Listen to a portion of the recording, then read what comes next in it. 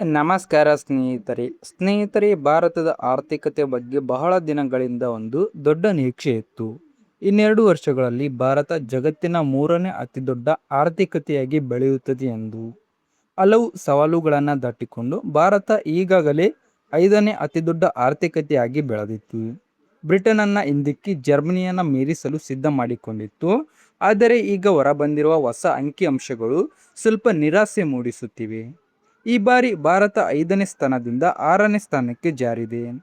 ಇದರ ಜೊತೆಗೆ ಜಾಗತಿಕ ಆರ್ಥಿಕ ಪರಿಸ್ಥಿತಿಯ ಬಗ್ಗೆ ಕೂಡ ಎಚ್ಚರಿಕೆ ವ್ಯಕ್ತವಾಗಿದೆ. ಜಗತ್ತು ನಿಧಾನವಾಗಿ ಆರ್ಥಿಕ ಕುಸಿತದತ್ತ ಸಾಗುವ ಸಾಧ್ಯತೆಗಳಿವೆ ಎಂದು ಹೇಳಲಾಗುತ್ತಿದೆ. ಹಾಗಾದರೆ ಏನಿದು ಬದಲಾವಣೆ? ಮೊದಲಿಗೆ GDP ಅಂದರೆ ಏನು ಅಂತ ನೋಡೋಣ. ಒಂದು ದೇಶದಲ್ಲಿ ಉತ್ಪಾದನೆಯಾಗುವ ಎಲ್ಲ ಸರಕು ಮತ್ತು ಸೇವೆಗಳ ಒಟ್ಟು ಮೌಲ್ಯವೇ GDP. ಭಾರತದ GDP ಏರಿಕೆಯಾಗಿದ್ದರೂ ಅದು ಡಾಲರ್ನಲ್ಲಿ ಲೆಕ್ಕ ಹಾಕಿದಾಗ ಕಡಿಮೆ ಆಗಿರುವಂತೆ ಕಾಣುತ್ತಿದೆ. ಇದಕ್ಕೆ ಪ್ರಮುಖ ಕಾರಣ ರೂಪಾಯಿ ಮೌಲ್ಯದ ಕುಸಿತ. ಕಳೆದ ಕೆಲವು ವರ್ಷಗಳಲ್ಲಿ ರೂಪಾಯಿ ಮೌಲ್ಯ ಡಾಲರ್ ಎದುರು ನಿಧಾನವಾಗಿ ಇಳಿಮುಖವಾಗಿದೆ. ರೂಪಾಯಿಯಲ್ಲಿ GDP ಹೆಚ್ಚಾದರೂ ಡಾಲರ್ಗೆ ಪರಿವರ್ತನೆ ಮಾಡಿದಾಗ ಅದರ ಮೌಲ್ಯ ಕಡಿಮೆ ಕಾಣುತ್ತದೆ. ಇದರಿಂದಲೇ ರ್ಯಾಂಕಿಂಗ್ ಕುಸಿತ ಕಂಡು ಬಂದಿದೆ.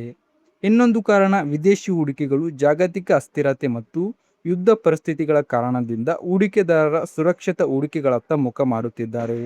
ವಿಶೇಷವಾಗಿ ಚಿನ್ನ ಮತ್ತು ಡಾಲರ್ ಕಡೆಗೆ ಹಣ ಹರಿಯುತ್ತಿದೆ. ಇದರಿಂದ ಭಾರತದಲ್ಲಿ ವಿದೇಶಿ ಹೂಡಿಕೆಗಳು ಕಡಿಮೆಯಾಗಿವೆ. ಆದರೆ ಒಂದು ಪ್ರಮುಖ ವಿಷಯ, ಭಾರತದಲ್ಲಿ ಆರ್ಥಿಕ ಬೆಳವಣಿಗೆ ದರ ಇನ್ನೂ ಬಲವಾಗಿಯೇ ಇದೆ. ಇದರ ದೊಡ್ಡ ದೇಶಗಳೊಂದಿಗೆ ಹೋಲಿಸಿದರೆ ಭಾರತದ ಗ್ರೋತ್ ರೇಟ್ ಹೆಚ್ಚು ಸ್ಥಿರವಾಗಿದೆ.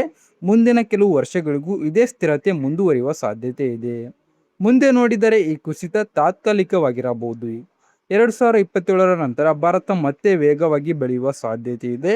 2030ರ ವೇಳೆಗೆ 3ನೇ ಸ್ಥಾನ ತಲುಪುವ ನಿರೀಕ್ಷೆಯೂ ಇದೆ. ಇನ್ನೊಂದು ಮುಖ್ಯ ಅಂಶ, ಭಾರತ ಆರ್ಥಿಕತೆ ಹೆಚ್ಚು ಒಳನಾಡಿನ ಮಾರುಕಟ್ಟೆ ಮೇಲೆ ಅವಲಂಬಿತವಾಗಿದೆ. ಇದು ಜಾಗತಿಕ ಸಮಸ್ಯೆಗಳ ನಡುವೆ ಭಾರತಕ್ಕೆ ಬಲ ನೀಡುತ್ತದೆ. ಆದರೆ ಸವಾಲುಗಳು ಇವೆ. ಯುವಜನತೆಗೆ ಉದ್ಯೋಗ ಸೃಷ್ಟಿ ಮಾಡುವುದು ಮುಖ್ಯ.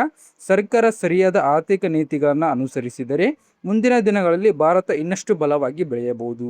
ಒಟ್ಟಿನಲ್ಲಿ ಈಗ ಕಾಣುತ್ತಿರುವ ಕುಸಿತ ಒಂದು ತಾತ್ಕಾಲಿಕ ಹಂತ ಮಾತ್ರ. ಭವಿಷ್ಯದಲ್ಲಿ ಭಾರತ ಮತ್ತೆ ಏರಿಕೆಯ ದಾರಿಗೆ ಮರಳುವ ಸಾಧ್ಯತೆ ಬಲವಾಗಿದೆ.